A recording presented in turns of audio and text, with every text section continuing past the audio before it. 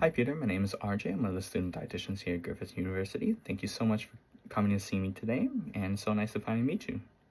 So from what I understand, this is your first time seeing a dietitian, so I just want you to know that I'll be with you in every step of the way to make sure everything is easy to understand.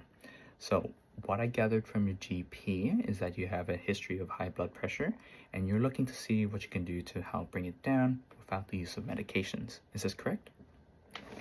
So this is where I come in, Peter. I've had a look food-wise into what you've been having throughout the week, and I can see that you're having a lot of ready-to-eat meals, like your frozen pies, your frozen sausage rolls, and your pizzas. Food's generally quick and convenient, doesn't take too much time to prepare. Now, I also understand that you have a busy schedule, and it's hard to find time in your day to prepare your own meals, thus the appeal of having these types of foods. But these foods are what we call discretionary foods. Are you familiar with the term discretionary foods? Okay, so discretionary foods are foods that don't fall under your 5 core food groups, which is your grains and cereals, your lean meats, vegetables, fruits, and dairy. Discretionary foods, on the other hand, compared, have a lot more higher unhealthy fats in it, a lot more energy, and a lot more additives and ingredients like your salt and your sugars. And the reason why we try to stay clear of these foods is because they don't provide much nutritional benefit compared to those food groups. My concern here, in your case, Peter, is salt. And salt has a big contributing factor to high blood pressure. The relationship or the mechanism as how it works can be a bit confusing, so I'll help break it down for you. So when we eat salt or eat salty foods, we generally get that really salty taste in our mouths that really isn't pleasant. So naturally what we try to do is we grab some sort of drink or fluid and we wash it down to get rid of that taste. This is the same core principle that our body uses to when it has something really salty. So when we have salt, a lot of salt in our body, the body uses stored water and moves it to wherever the salt is to help dilute it and try to get rid of that saltiness. Now, when it comes to discretionary foods and why they contain so much salt, it's not only to add flavoring, but to help preserve it, give it a much longer shelf life. But because of this effect, it can actually cause fluid within your body to move in different areas, particularly your blood vessels, and it can really increase more volume and pressure. I'll try to explain it more simply. So think of your heart as a pump and think of the blood vessels as pipes that run throughout your whole system. So your pipes can only hold a certain amount of volume. They have a fixed shape. They can stretch a little bit to provide just an extra bit more space, but generally, yeah, a fixed amount.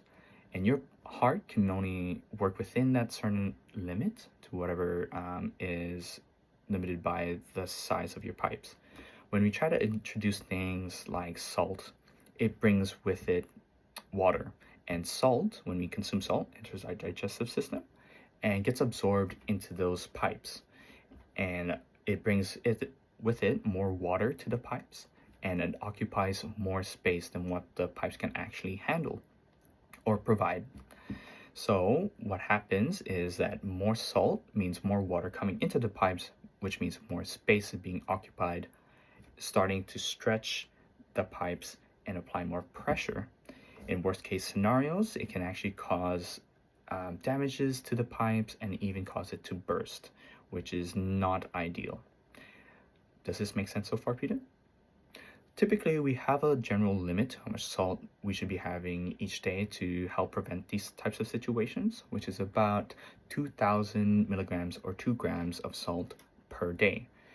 Unfortunately, a lot of people overshoot this limit because they aren't aware of how much salt is actually in their food. So, for example, discretionary foods are really packed with salt for not a lot of volume of food. Your pies, your 2 sausage rolls, and even 1 tablespoon of ketchup that you have in your day can each have upwards of 700 to 1,000 milligrams of salt in each serving. And the frozen pizza that you have at the end of the day for dinner, that can have upwards of 1,500 to 2,000 milligrams of salt in each portion. So it's a lot of salt for not a lot of food, which means you won't get full and you'll just continue to eat more. Does this make sense? So to help control your salt intake and thus reduce your blood pressure, we're looking at replacing those ready-to-eat meals, those high discretionary foods, with more homemade meals so you can control how much salt is going in it.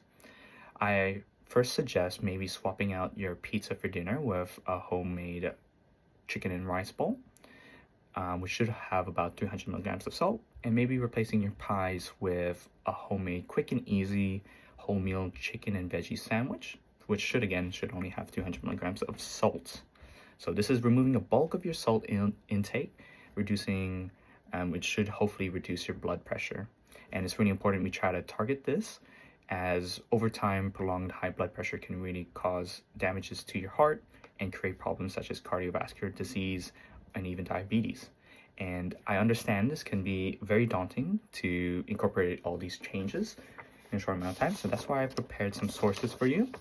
Here is a source from Nemo, gives you a visual representation of what foods to avoid. So right side is your discretionary, foods high in salt, and your left side is foods low in salt. So this is what we want to have in place of this. And another source here from Baker. This gives you a representation of some strategies, such as adding herbs and spices, as well as reading the nutritional label. So thank you so much for coming to see me today, Peter. Did you have any other questions for me today?